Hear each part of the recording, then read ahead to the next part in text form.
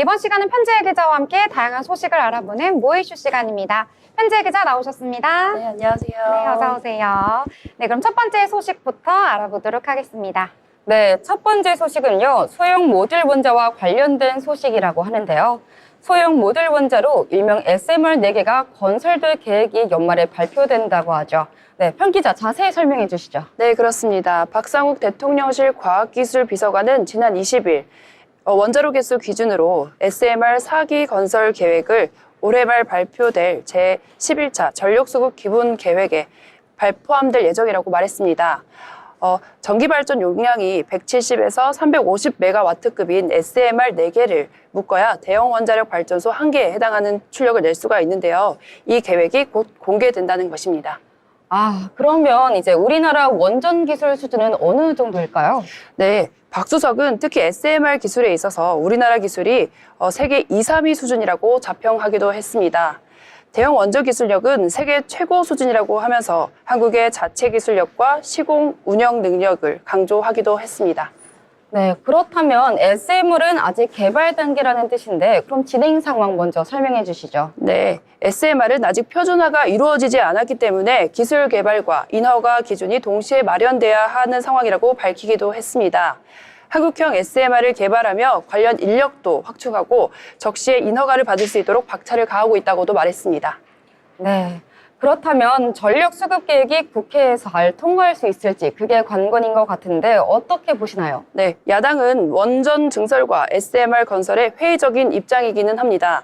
하지만 박 비서관은 SMR이 원자력 기술인 동시에 차세대 성장 동력이라는 점을 여야를 가릴 문제가 아니라는 점을 강조하기도 했습니다. 또한 수출 주력 상품으로도 가능성이 크다고 평가하기도 했습니다. 네, 그렇군요. 네, 이번엔 삼성전자 소식도 참 궁금한데요. 사실 삼성전자 최근 위기론이 나오고 있는데 이거에 대해서는 어떻게 생각하시나요? 네, 삼성전자 위기론에 대해서 박수석은 크게 동의하지 않는다고 밝혔습니다. 또 덧붙여서 삼성 내부에서 스스로 위기감을 느끼고 있다는 점에서 문제가 있음을 좀 인정하기도 했었는데요. 이것은 삼성뿐만 아니라 우리나라 과학과 산업계 전체가 직면한 위기의 상징적인 사례라고 설명하기도 했습니다. 네, 그렇다면 삼성의 미래 전망 어떻게 보고 계시죠? 네, 박수석은 반도체가 우리나라 기간 산업으로 중요한 역할을 했지만 이제는 차세대 성장 동력을 찾아야 할 때라고 말하기도 했습니다. 특히 삼성전자가 AI나 바이오 산업에서 새로운 도약의 기회를 잡을 수 있을 것이라고도 전망하기도 했습니다. 네, 방금 삼성의 미래에 대해서도 긍정적인 의견 주셨는데요. 자, 그럼 이번엔 두 번째 이슈도 한번 확인해 봐야겠죠? 네, 두 번째 이슈는요, 이 계절과 관련된 소식입니다. 이 가을 제철 수산물 가격 급등했다는 소식인데요. 저도 굉장히 좋아하는데 올해 들어서 가을 전어와 꽃게 가격이 크게 올랐다고 합니다. 상황이 굉장히 심각하다고요? 네, 맞습니다. 전어와 꽃게 같은 가을 제철 수산물의 가격이 크게 올랐다고 합니다. 20일 수협 노량진 수산에 따르면 이달 둘째 주 전어 1kg의 가격은 17,600원으로 1년 전 6,200원이었던 당시 대비 184%나 올랐다고 합니다. 전어 물량도 지난해 대비 3분의 1 수준으로 줄었다고 합니다.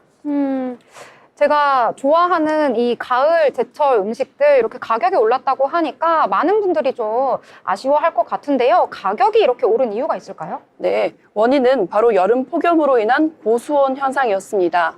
전어는 14도에서 27도 사이에서 서식하는데요. 올 여름 해수면 온도가 28도 이상으로 오르면서 어획량이 크게 줄었습니다.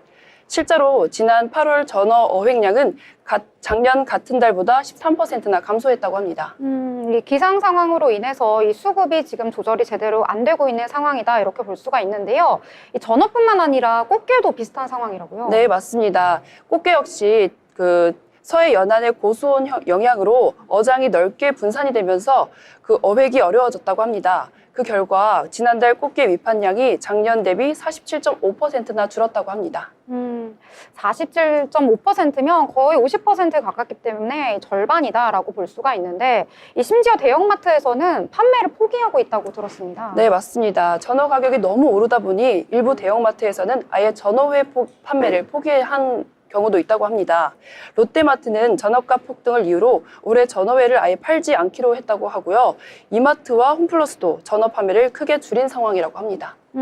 전어에도 지금 심각한 상황이 오고 있는데 이뿐만 아니라 이제 날씨가 많이 쌀쌀해지다 보니까 겨울철 음식, 감귤도 비슷한 상황이라고 들었는데요. 네, 그렇습니다. 사과와 배 가격은 비교적 안정을 찾고 있는 추세이지만 겨울철 대표 과일인 감귤은 큰 타격을 입고 있습니다.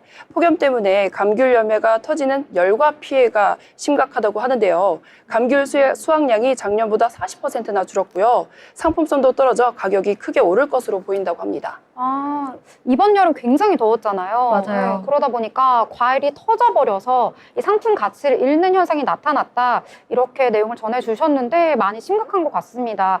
이러한 상황 앞으로 지속이 될까요? 네, 전문가들은 기후변화로 인한 기후플레이션이 일시적인 현상이 아니라 지속될 가능성이 크다고 경고하고 있습니다. 바다 수온이 오르면서 어획량이 계속 줄고 감귤 가격도 연말까지 20%에서 30%까지 오를 것으로 전망을 보고 있습니다. 네, 기후 위기다. 뭐 이런 말 계속해서 나오고 있는데 이 기후 변화가 식탁 물가에까지 영향을 미치고 있는 것 같습니다. 아무쪼록 빠른 해결과 많은 관심이 필요할 것 같습니다. 자, 그럼 저희는 다음 소식으로 넘어가 보도록 하죠. 네, 세 번째 이슈입니다. 이번에는 프로야구 안표 문제에 대해서 이야기해볼까 하는데요. 올해 프로야구가 큰 인기를 끌면서 안표가 기승을 부리고 있다고 하는데요. 네, 올해 프로야구가 누적 관중 1,000만 명을 돌파하면서 인기가 상당한데요. 안표 문제도 상당히 심각하다고 합니다. 특히 포스트 시즌 경기는 표를 구하기가 어렵다 보니 온라인 거래 플랫폼에서 정가의 10배가 넘는 가격으로 안표가 거래되고 있다고 합니다. 예를 들어서 20일 대구 삼성 라이온즈 파크에서 열렸던 5차전 경기의 테이블석은 정가가 6만 원이었는데요. 이것을 65만 원대에 판매하는 경우도 있었다고 합니다. 사실 10배가 넘는 가격이면 저 같아도 팬이 아니어도 화가 날 텐데 팬들은 정말 불만을 많이 가질 것 같아요. 네, 그렇습니다. 외야 지정석처럼 비인기좌석마저도 정가 2만 5천 원이었는데 7만 원에 거래되고 있었습니다.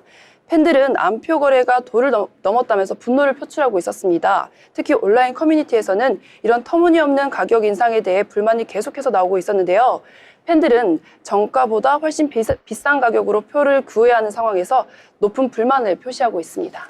네, 프로야구 안표 문제가 내년까지 이어질 거라는 이야기들이 나오고 있는데 어떻게 보시나요? 네, 맞습니다. 한 팬은 안표 값이 이렇게 오르는 게 내년까지 이어질까 봐 걱정이 된다며 우려를 표시하고 있습니다. 다른 팬들도 라이온즈 파크에서 안표가 특히 심각하다며 반응을 보이고 있는데요.